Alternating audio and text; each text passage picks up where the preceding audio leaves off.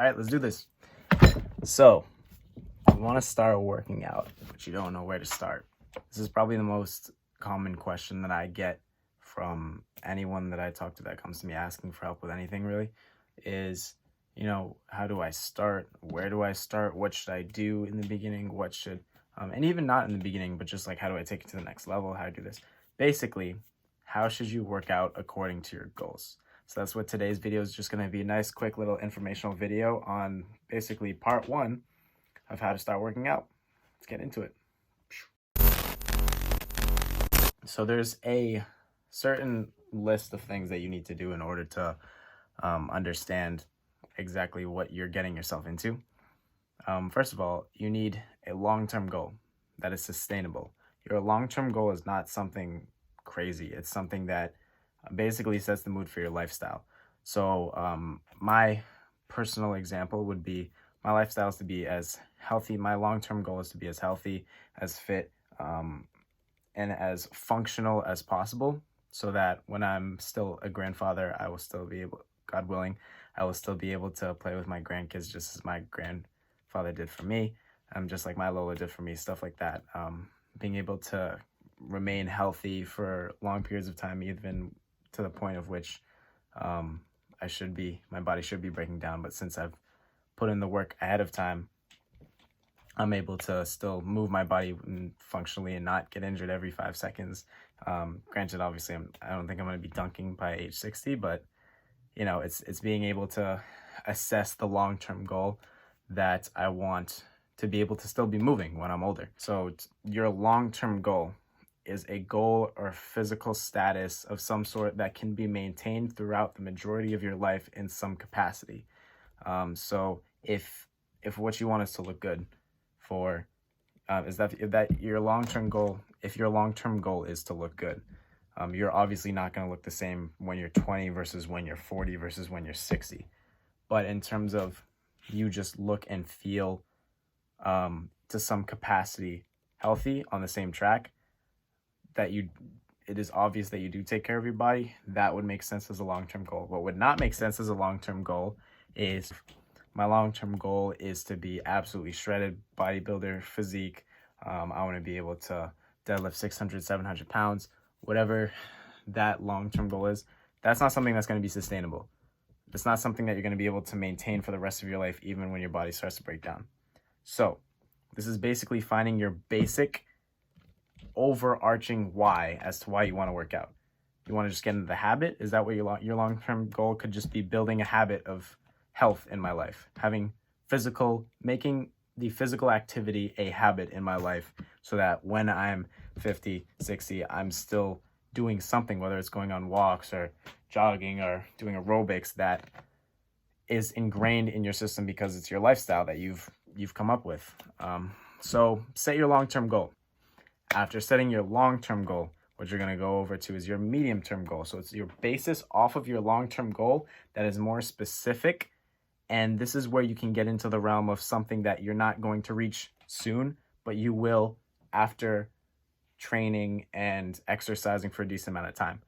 Personally, I have many medium-term goals, but the most basic way to say it is that my medium-term goals are to look as good, to be as strong, to be as functional, and as skilled with as much body control as my body can potentially provide me with. So basically, to reach my physical potential. That's my medium-term goal.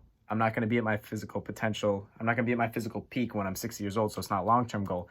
I'm also not going to be at my physical peak within the next year, next 2 years, maybe even the next 5 years.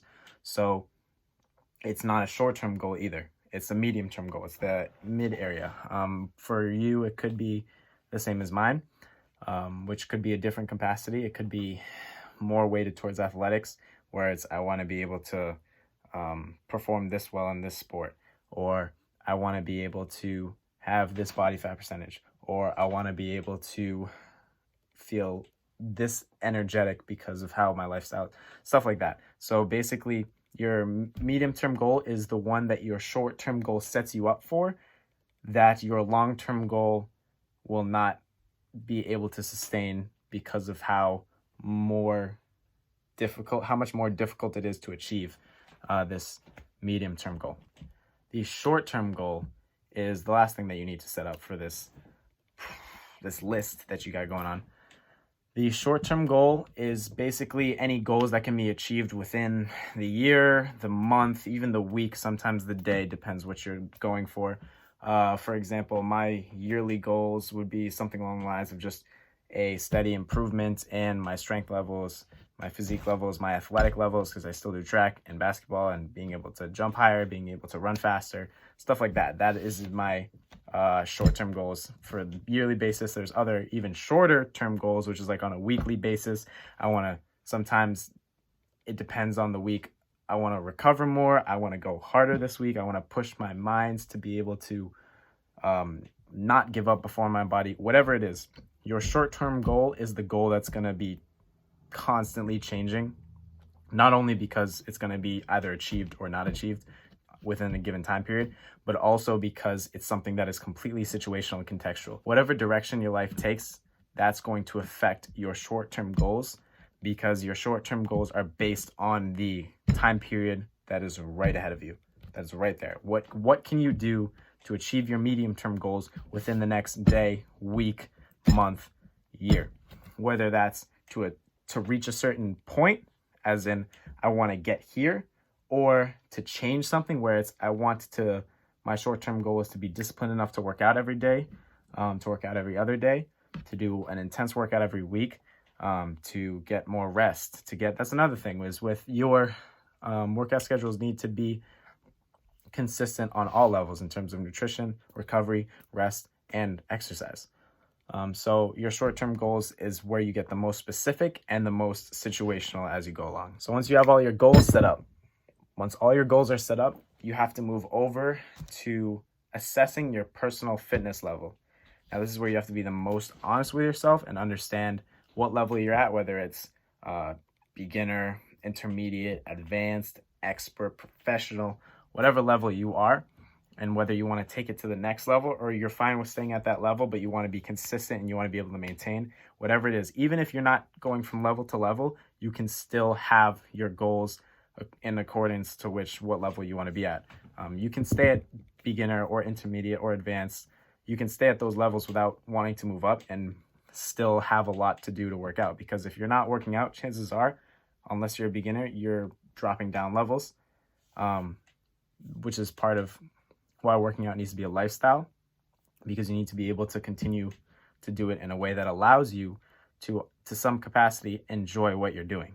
So assess your personal fitness level and decide whether you want to stay there or you want to improve, and what that means for you. And the last part of part 1, realize what it takes. Working out in the way that I'm going to push you and encourage you to work out, this is excluding, wrestlers, fighters, bodybuilders, because your weight is changing, your physique is changing on a consistent basis, depending on, for some of you at least. Realize what this takes, because it takes consistency, it takes dedication, it takes doing things when you don't want to do it or don't think that you actually can do it. It's pushing yourself to the point which you never thought you could do these things.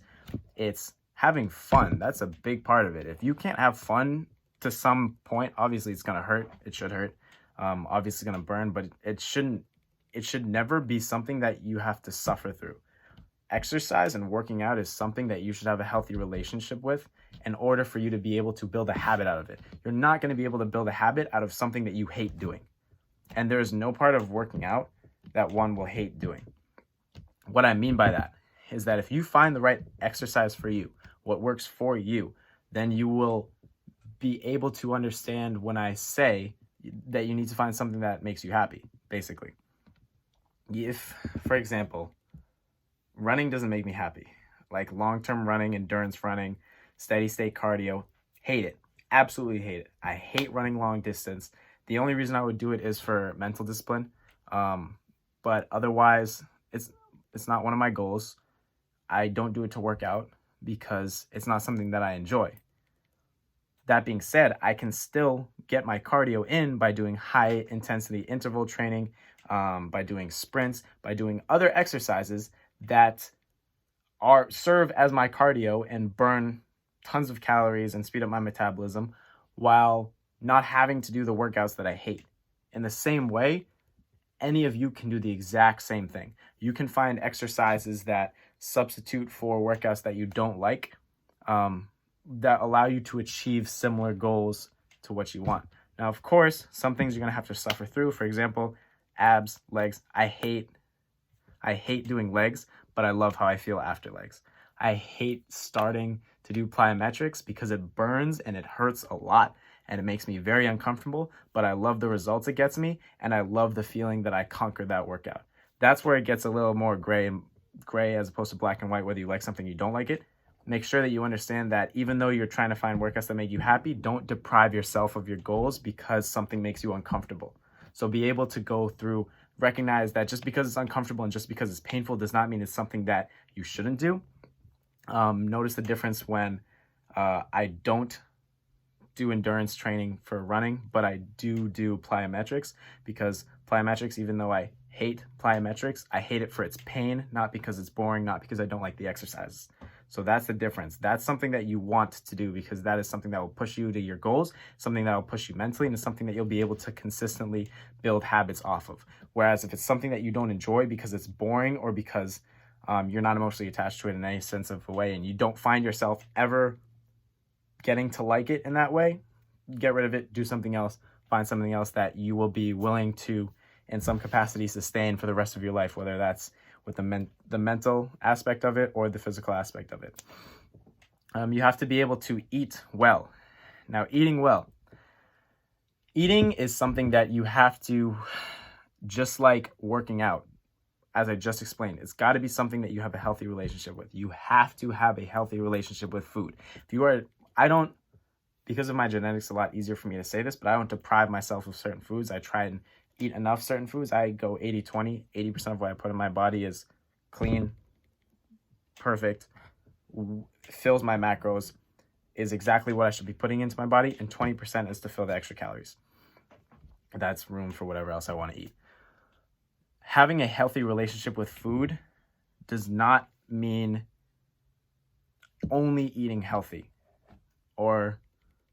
It can mean only eating healthy, but it doesn't mean only eating healthy in order to restrict yourself of having a good time while eating. It also doesn't mean eat whatever you want, in a sense, because it doesn't mean eat whatever you want if it's terrible for you. It doesn't mean only eat the good stuff if it's not what you want to eat. You have to find the balance in between, which is where the healthy relationship part comes in, is because the relationship is the fact that you have to understand that what you're putting in your body is going to affect you physically in the short term, the midterm, and the long term. And with that mindset, be able to put into your body stuff that you want to eat and stuff that will allow you to achieve your short-term, medium-term, and long-term goals. So when I eat, even when I eat healthy, the healthy food that I eat is the food that I want to eat. It's the food that tastes good. There is so much food in this world. There is so many recipes, combinations, spices, whatever, that there's no excuse for you to be eating something that you don't like unless it's something that you have to eat, something that you have to fuel your body with. That's more for athletes, bodybuilders, competitors, stuff like that. But in the general sense, even me as a full-time athlete, as of now, my relationship with food, I would say, is very healthy because I don't focus so much on restricting myself in a way that makes me unhappy, in a way that makes me have too much restrictions. But I'm also not too lenient where I am allowing myself to do whatever I want and eat whatever I want. The healthy relationship allows me to take what I want while also what I take having it being good for me, and refuse what is not good for me, but it's also something that I've grown to not want. So you've also realized that when you eat healthier, your body will reject nasty foods. The more I eat healthy foods, the less I want to eat fast food. The more that I put into my body stuff that I enjoy and also makes my body feel better, the less I want to eat foods that I know will make me sick in the morning. So don't think just because you don't like healthy foods at this moment or you love junk food right now, it doesn't mean that that's how it's going to stay. When you develop your healthy relationship with food, you'll be able to transition over to having the 80-20 or whatever your process is, to be able to eat healthy foods that you enjoy eating and avoiding junk food that just isn't as appetizing anymore. So having a healthy relationship with food, having a healthy relationship with working out, being dedicated and consistent to your workout schedules, to your plans, to your goals, all of this you have to understand at the beginning, and you have to remind yourself throughout the entire process. Because that's what this is this is all a process. This working out is a lifestyle. Your health is a lifestyle, and it's something that you have the privilege, us as humans, is something that we have the privilege of being able to participate in. Everyone's going to be at different levels throughout the life. There's no reason why you should not be exercising in some shape or form, even if it's just for 5 minutes a day. Everyone has at least 5 to 20 minutes a day extra that they could be doing some exercise. There's no excuse for any of you. And I say that when I have two parents who are both doctors, who both run their own medical office, who are swamped, have to take care of 10 children. They still get their exercise in every day too. Doesn't mean you have to be exercising like me 2 hours a day at maximum intensity levels. Could be you go for a walk, could be you do 5 minutes of abs, could be anything that constitutes as exercise, anything that can get you closer to your goals in some shape or form, anything that you are basically saying to yourself, I'm going to exercise because it's going to add to my lifestyle, and my lifestyle is to be healthy. And that's ultimately what having a healthy lifestyle is being able to work out and being able to eat in a way that allows you to do the same thing for your whole life. So that's a lot of information. We're going to cut the video short here. If you feel like you've gone through this list and you've mastered it, there's no more information. There's nothing else that you need from this video. You don't have to watch it again. You don't have to think about it again. You can stay tuned because I'll be coming out with more videos that are more specific towards your goals. So we'll have more videos as to how you should start working out, how you should schedule, what kind of workout splits you should have, stuff like that, depending on whether you want to, lose weight, you want to get more athletic, you want to jump higher, run faster, lift more weight, whether you want to put on weight, get bigger, whether you want to build muscle, whether you want to get better at weighted calisthenics, get better at skills, more powerful, stuff like that, whatever. I'll get more into the specifics on how you should schedule your workouts based on your goals, because for the most part, I've been through every single goal. Like I've tried it out. I've tried out everything, and I've gotten reasonable amount of success in every sense of every different category of goals per se. So I will provide you guys with more information as to what I personally see as the best ways to go about these different goals. But as for now, leave a like, comment, anything that you want to see more of, any kinds of questions that you have. If you want to make this easy, you don't want to do it yourself, you want someone like me to take care of this, or someone like Jordan to take care of this, hit the DM so that we can walk you through this. And yeah, we'll see you in the next video. Peace out.